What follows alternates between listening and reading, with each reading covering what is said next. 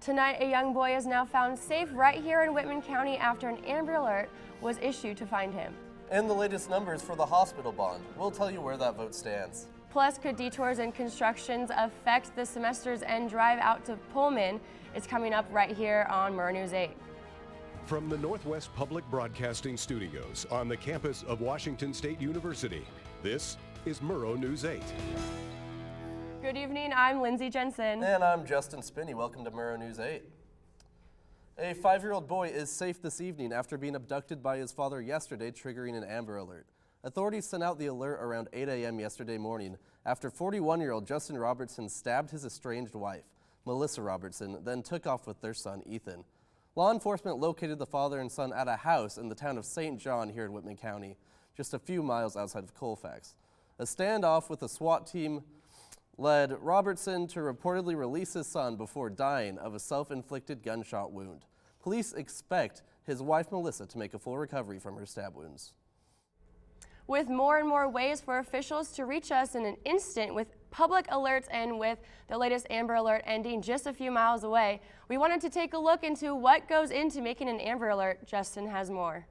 With the Amber Alert in Spokane yesterday, I thought I'd take a look at the background of the Amber Alert and just what it means. AMBER stands for America's Missing Broadcast Emergency Response. It was named in honor of Amber Hagerman, a 9-year-old who was kidnapped and sadly killed in Arlington, Texas. The system first ran in 1996 as an attempt to inform the general public to keep an eye out for missing children who may be in danger. Amber Alerts work by interrupting regular programming to bring a description of the missing child and how they may be found. This is through mediums such as TV, radio, and Department of Transportation signs and billboards along the highway. Some people may also be reached via internet search engines, service providers, or of course cell phones. For an Amber Alert to be sent out, there must be strong belief that the child has been abducted, belief that the child is in danger of injury or death, a description that can be used to assist in the recovery of the child, and the child must be 17 years of age or younger. If a missing child's case does not meet some or all of this criteria, alternative child abduction response teams may assist local law enforcement in missing child investigations. The question with procedures such as this is, do they work? As of April, authorities successfully recovered 957 children using the Amber Alerts, and we are happy to announce that as of yesterday, that number is only going to increase. Justin Spinney, Murrow News 8. Thanks, Justin, for that look into the Amber Alert system. Now, recent updates from Whitman County elections officials as we monitor the results of that special election. The Pullman Regional Hospital's $29 million bond appears to have failed with almost 2,000 votes short. The hospital's CEO is now looking to try to pass the bond in November in the election. The bond would allow the hospital to create a women and children's health center, expanded diagnostics and therapeutic services, and medical residency programs. A controversial grain storage facility proposal returns to consideration with a hearing tomorrow night in Colfax. McCoy Land Company hopes to build the facility along the main route WSU students take back and forth from the west side of the state. Student leaders spoke out against the facility being placed near Dusty previously because of a drastic increase in truck traffic along the highway. The hearing begins at 7 in the Public Works building in Colfax. And a Moscow man led officers on a wild chase through town and across campus last night after he failed to stop when an officer tried to pull him over. 39-year-old Lawrence Babbs took the chase up to the University of Idaho campus where he tried to park and play it cool. Instead, he was found and eventually arrested inside the U of I's Pittman Center. Babbs carries an extensive criminal record that goes back to 1995. Hemp, cannabis, and everything in between. Murrow News 8 reporter Lindsay Jensen has more on how WSU researchers want to expand their studies in the face of administrative burdens and strict regulations. This is a very complex issue. The WSU Office of Research presented their recent studies on cannabis growth in agriculture, public health, and economic uses to the WSU Retiree Association. I firmly believe the things I've read and heard over the last several years about helping people in excruciating pain or with seizures, and that's what made me approve the legalization of marijuana. but I'm not very happy about how fast it's moved into the marketplace. The researchers said that they only can get their examination products from just one source in the nation, the University of Mississippi. Since 1968, the federal government funds the university to grow marijuana and create CBD and THC oils to distribute to all other research groups in the U.S. We're trying to do a good thing when we do the research. We're not selling it. We're not an economic engine. We're not a commercial entity. We're trying to do a public good by providing research results associated with all of this work related to cannabis. With full legalization of marijuana in 10 states, including California, Oregon, and Alaska, plus 4 recreational marijuana stores just in the city of Pullman, WSU researchers want the funding to be able to get a more local perspective. So having them doing these various studies where they're looking into how it affects people's cognition while they're driving, local plant life, water sources, everything, I think all of that is wildly important for my industry to continue. The WSU Research Office of 80 faculty and staff members plan to apply for an official facility center later this year. Lindsay Jensen, Murrow News 8. Alrighty, when we come back, how reactions from last month's ASWCU election continues to boil today. And which University of Oregon professor is a finalist for WSU provost when Murrow News 8 returns.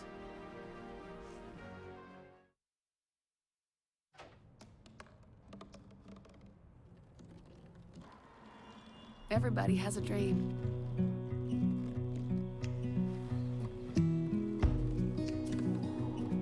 Mine was to see the ocean. And with a little help, I made it.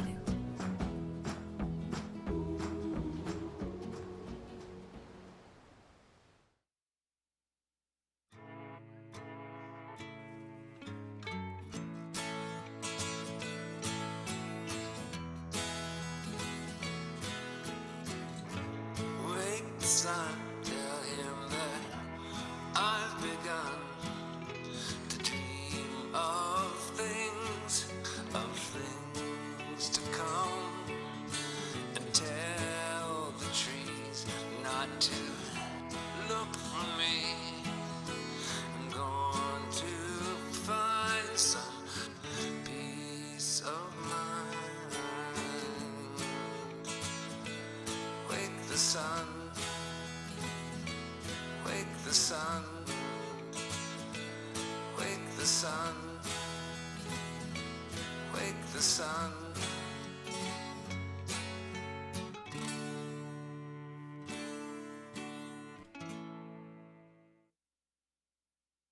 Welcome back to Murrow News 8 as we take a look at the continued fallout from this year's ASWCU election. Yeah, that's right, Lindsay. It was another contentious year with accusations and online hate from both sides, making our small school election look like the politics you'd see in the other Washington. Our Zach Anders has more. It's been over a month since the ASWCU election, but its somewhat nasty ending still echoes into today. I don't think, their angry tweets, they really weren't going to get to us at all. Comments directed at the winners were seen all over social media on election night.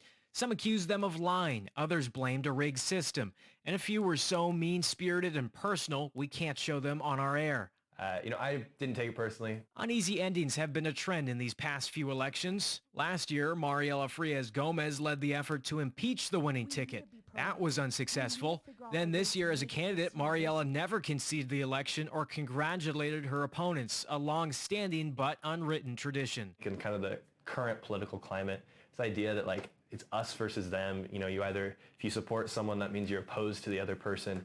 And I don't think that's something that we should really be bringing into ASWCU elections. Of course, it wouldn't be an ASWCU election anymore without members of the losing campaign filing a round of election violations. Since 2015, this campus has averaged 4 written accusations each election cycle. This year, 3 were filed within just 2 days of the final vote. There's one violation I know in particular. There was a quote in there that said, this is a problem because of the outcome of the election. They explicitly said, because Jordan and Quinton won, that's why this is a big violation and why it needs to be addressed. They have since been dismissed by the Judicial Board. Campos and Prescott were sworn in last week while their executive cabinet was confirmed by the Senate on Wednesday. They say they hope to get all of this in the rearview mirror. I'm just excited to get to work. Zach Anders, Murrow News 8.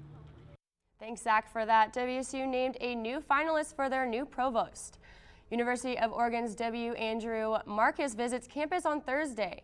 His visit includes a Q&A session in the Packard building in room 202 at 9:10 a.m. At Oregon, Marcus served as the Tyson Dean of Arts and Sciences.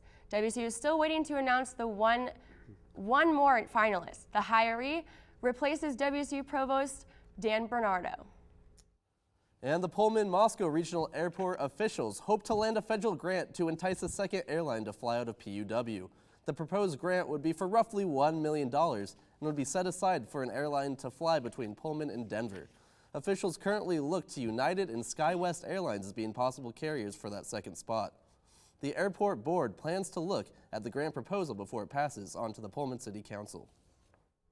The Washington State Department of Transportation will close State Route 26 this weekend to undergo the final part of the bridge reparations. Drivers must drive the 32-mile detour through Connell. Starting at 7 a.m. Monday through Friday, the bridge will operate as a one-lane, two-way traffic control through April 29th through May 1st as crews install flexible guideposts. An electric sports car company could bring up to 3,000 jobs to Spokane County. The West Plains Airport Area Public Development Authority and Moen Technologies Incorporated of Bray, California, signed a letter of intent to build 1.3 million square feet of office and manufacturing. Moen Technologies Incorporated intends to build the Quintu K50, a luxury electric sports car.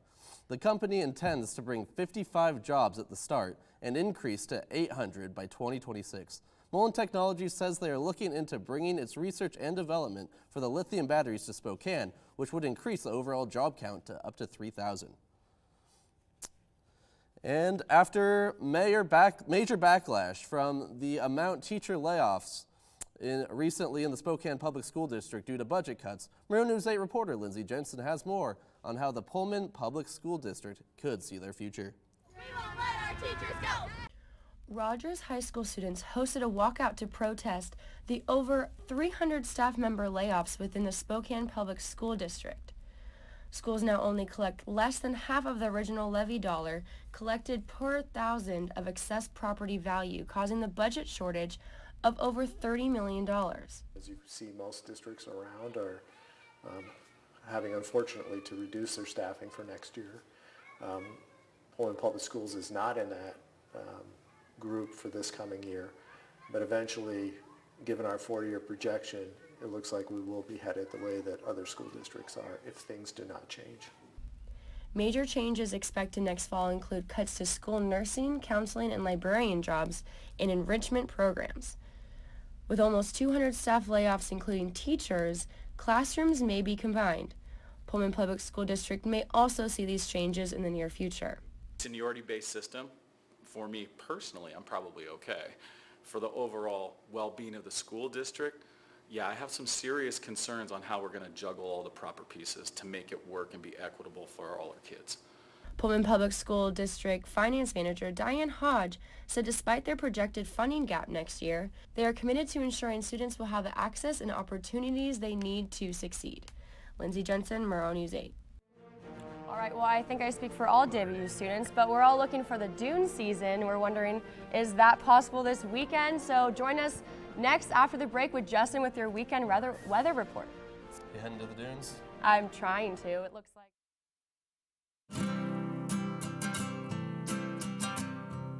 Every day across America, excess food is gathered by a network of good people at local food banks, giving hope to millions of children who struggle with hunger.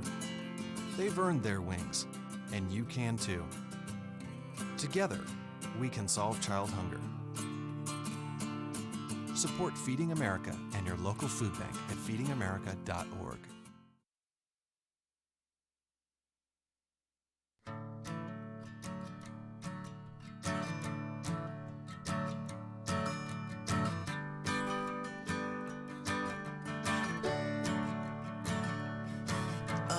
Listen now, can you hear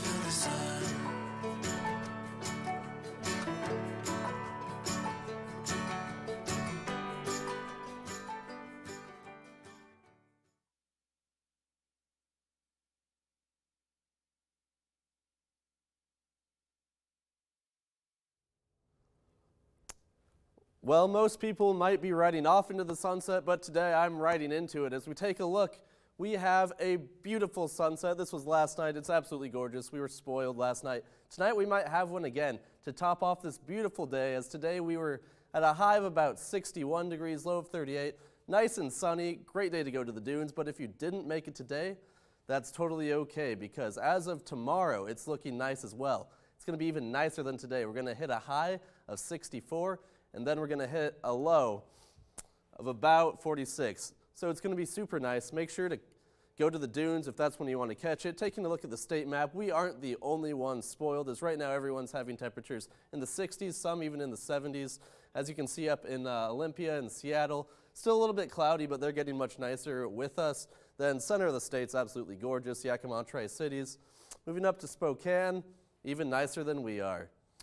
So if you're traveling, if you're going back to the west side, it's going to be totally okay. You're going to get some nice weather there as well, as their weather might even be heating up. But let's take a look at what we're looking at for the 5-day forecast. Like I said, tomorrow it's going to be pretty nice, a little bit warmer than today. Then heading into the weekend, it's going to start to cool down a little bit. Friday will still be pretty nice, partly cloudy. But unfortunately on Saturday, we might experience a little bit of rain. Moving on into Sunday, going to be a lot similar to Saturday, maybe without the rain. And looking at Monday, it's going to be nice and mild. Now back to you at the desk. Talk to him. Looks like we're in for a treat this weekend. I am super excited for the weather happening. As I said before, I'm super excited for dune season. Hopefully we can all head out right before finals week. How about you, Justin? Are you excited over there? I can't wait. It's going to be a beautiful next couple of days, and we'll bear this weekend to get to the nice summer weather. Exactly. Well, there we go, and we'll be right back coming up.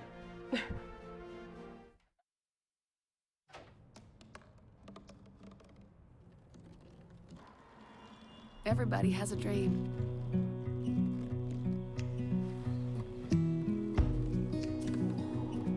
Mine was to see the ocean.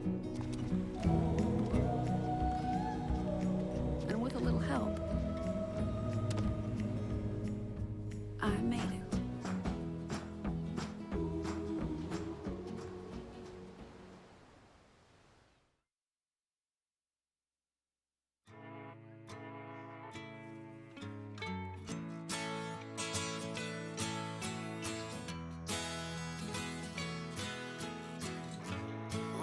Son, tell him that I've begun to dream of things to come, and tell the trees not to look for me. I'm going to find some peace of mind. Wake the sun. Wake the sun, wake the sun, wake the sun.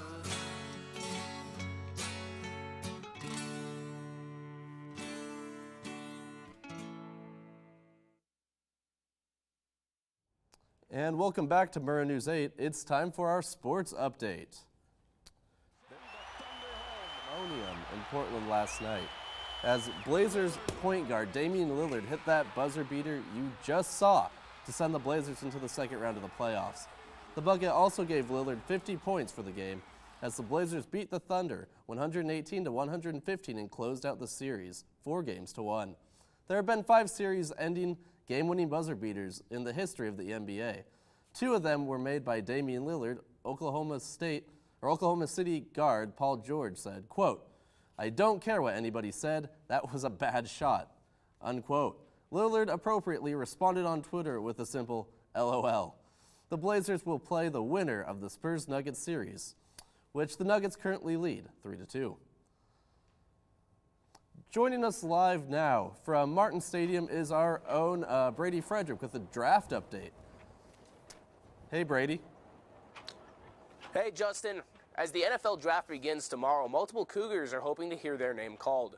Offensive lineman Andre Dillard is essentially a lock to go in the first round at this point. CBS Sports' Chris Trapasso has Dillard going 17th overall to the Miami Dolphins. Both ESPN's Mel Kiper Jr. and Bleacher Report's Matt Miller have him rated as the 37th best overall player in the draft this year. But he's not the only Cougar hoping to hear his name called. Running back James Williams left school early to enter the draft and is currently listed as Kiper's 247th best player. And quarterback Gardner Minshew, who almost decided to forgo his last season of eligibility, instead joined the Cougs. Now he's trying to join an NFL roster. Kiper has him listed as the 10th best quarterback in the draft and the 178th best overall player. All right, so that's how the draft's going to be affecting WSU. As we look to the west side, the Seattle Seahawks have a few more picks to work with after trading Frank Clark to the Kansas City Chiefs. They acquired the 29th pick in the first round, as well as a third-round pick this year and 2 second-round picks next year. CBS Sports' R.J. White has Seattle trading out of the first round with the 21st pick and then picking up Caleb McGarry, an offensive lineman from the University of Washington, with the 29th pick. White then has the Seahawks trading with the New England Patriots for the 32nd pick in the draft and selecting Florida safety Chauncey Gardner-Johnson. The draft starts tomorrow. We'll see how well the Cougs and the Hawks do. Back to you, Justin. Well, Brady, do you have a nice place where you can watch the draft tomorrow?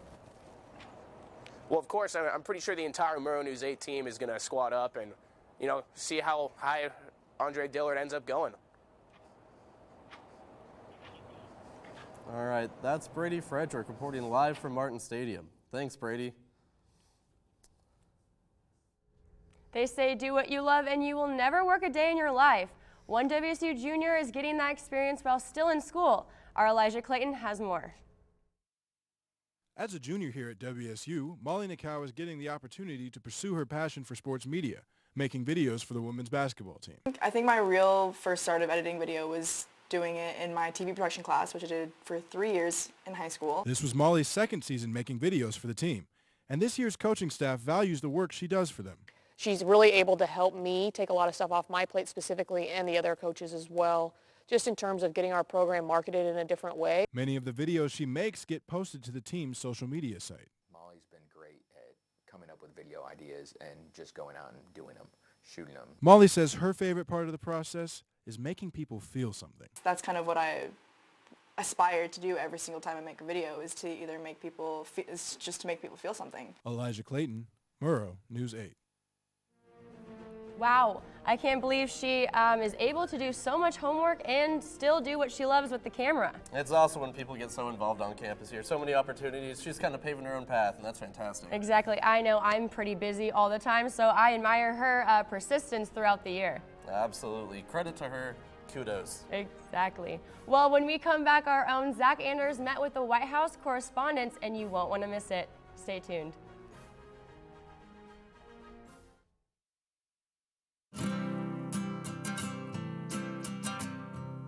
Every day across America, excess food is gathered by a network of good people at local food banks, giving hope to millions of children who struggle with hunger.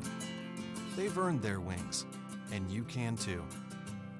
Together, we can solve child hunger. Support Feeding America and your local food bank at feedingamerica.org.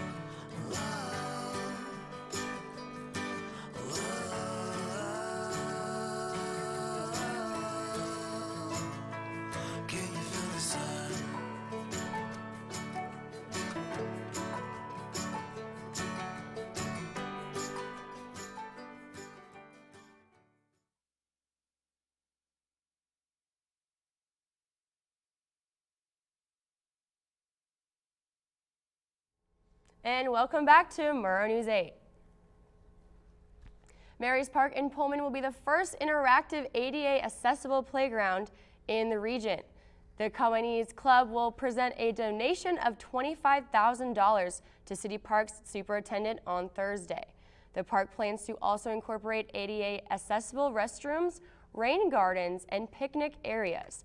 The club will present the donation to City Park Superintendent during its meeting Thursday at noon in Zeppos. The pace of the news coming out of this White House and this administration can sometimes be hard to keep up with. Now imagine how fast it is for someone who works there. Our own Zach Anders is in Las Vegas at the National Association of Broadcasters Conference, where he spoke with a team of National White House correspondents. Here's his story.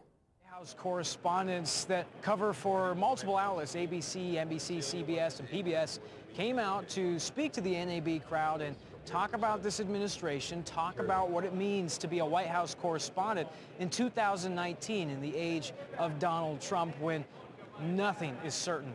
I think it's a tough job for sure. The schedule's crazy, the hours are crazy, and you're sort of always on. Their job is already hard enough, and now it's changing. Correspondents like Hallie Jackson have to play catch-up to the neck-breaking speed of this president, who can now make headline news just by pressing send.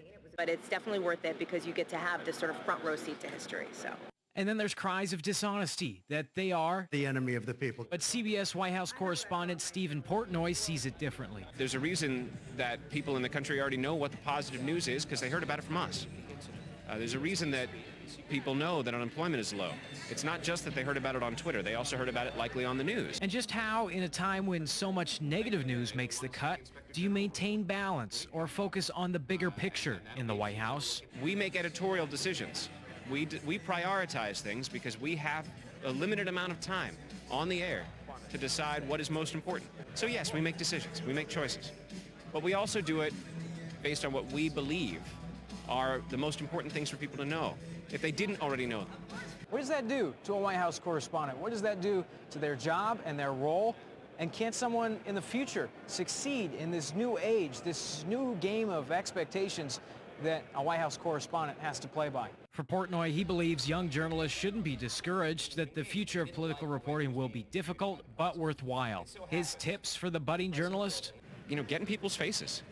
Be insistent that, you've got some skill and talent and someone will hire you. As for Hallie's advice, be responsible in what you retweet, be responsible in what you consume, be responsible in sort of what you're engaging with. Do your own due diligence before you pass it on to others. If everybody does that a little bit, it's going to help make sort of the social media sphere a better place. Zach Anders, Murrow News 8. Thank you, Zach, so much for that package. That's quite inspiring for those journalists over in Las Vegas. Justin, what do you want to do in journalism? I have so much respect for the White House correspondents that we just saw in Zach's package, but I'm not sure that's something I could do. So much work, so much just overall craziness. So I don't know if that's something I could do. I'm thinking something more on a smaller local scale. What about you? I'm definitely going off the local scale as well. I think moving up to, a news anchor on a bigger broadcast news channel would be my dream. Yeah, so super great with that.